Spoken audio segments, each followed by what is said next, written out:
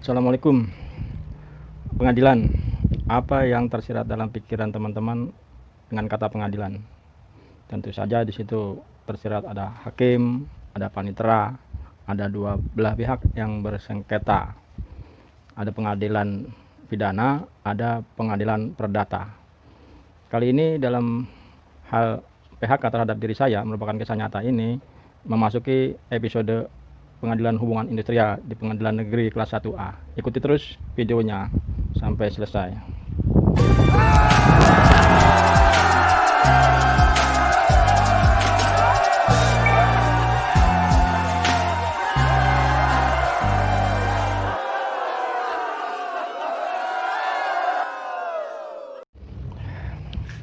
Kalau bicara pengadilan, sebenarnya bukan hal yang gampang buat orang awam. Setidak-tidaknya ada 7 acara yang disidangkan, mulai dari gugatan, jawaban gugatan, replik, duplik, bukti-bukti, simpulan, dan putusan.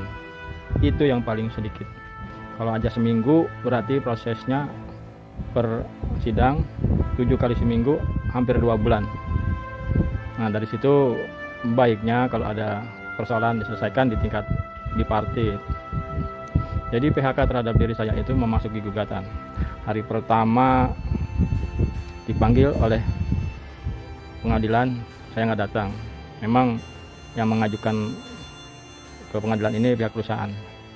Karena ya seperti terkaget juga setelah dimediasi menang, maksudnya dipekerjakan kembali anjurannya, tapi ternyata perusahaan masih terus kekeh pengen mem-PHK saya. Kemudian datang lagi panggilan kedua. Nah, saya datang. Kali itu saya datang tidak didampingi dengan afiliasi. Datang sama bendahara pimpinan unit kerja, mengatakan bahwa setelah dibacakan tuntutan, sama tuntutannya seperti tuntutan sebelumnya, permohonan penetapan PHK terhadap diri saya.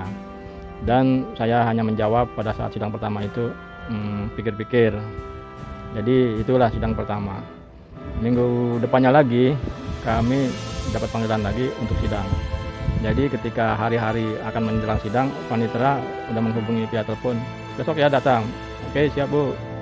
Oke, begitu saya datang, disitulah saya memberikan jawaban gugatan yang telah dipersiapkan dengan fakta-fakta dari saya. Dan bahasa hukum di pengadilan beda dengan bahasa sehari-hari kita menulis surat. Jadi di situ diperlukannya orang-orang yang tahu bagaimana bahasa hukum.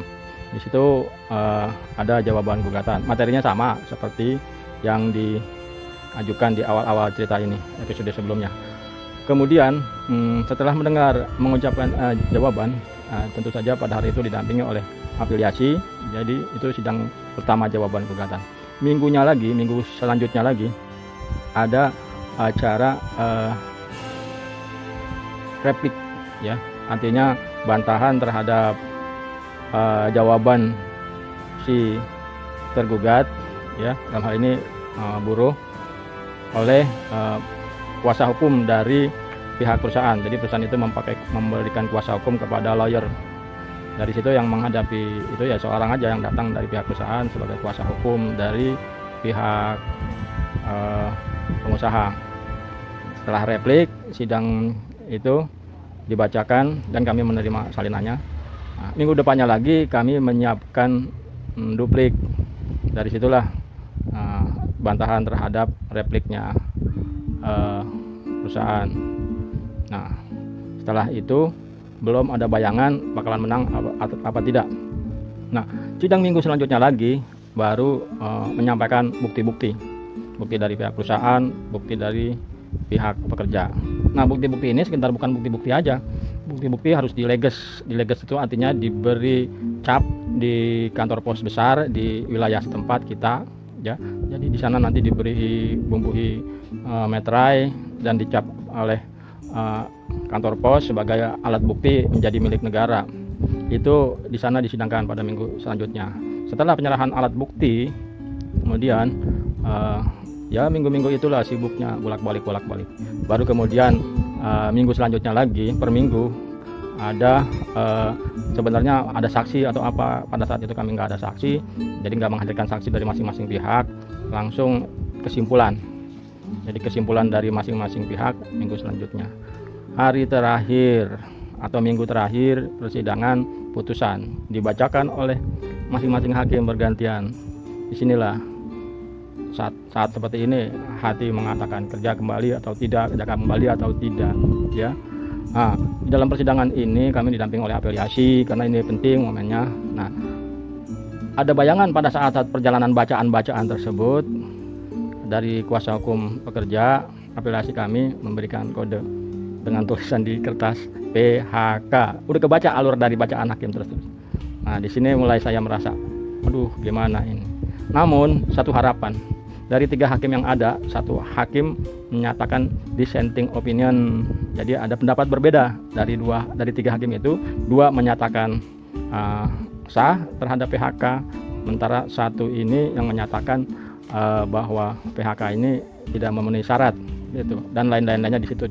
Itulah mental kita sebagai orang yang di PHK, sebagai pengurus pekerja harus disiapkan. Jadi video ini memang bukan bicara masalah hukum, tapi kesiapan mental dan segala hal yang lain-lainnya.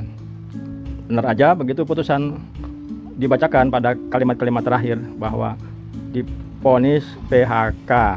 Itulah teman-teman. Jadi finishnya saya di PHK di Pengadilan Hubungan Industrial. Nah, kedepannya dengan ada dissenting opinion, pendapat berbeda dari 1 hakim ini, itulah modal saya untuk mengajukan kasasi. Maka dengan waktu yang terbatas kami mengajukan memori kasasi ke pengadilan dengan mendaftarkan permohonan kasasi melalui pengadilan kelas 1A setempat. Siapan itu saya manfaatkan untuk mencari bukti-bukti selanjutnya di Mahkamah Agung Kasasi. Demikian video ini singkat, mudah-mudahan bermanfaat buat pekerja, serikat pekerja, buruh dalam hal kesiapan mental apabila Anda sebagai pekerja, serikat pekerja atau buruh. Ikuti terus video dan channel ini. Jangan lupa like and subscribe agar dapat berkembang video ini menjadi pengalaman kita. Assalamualaikum warahmatullahi wabarakatuh.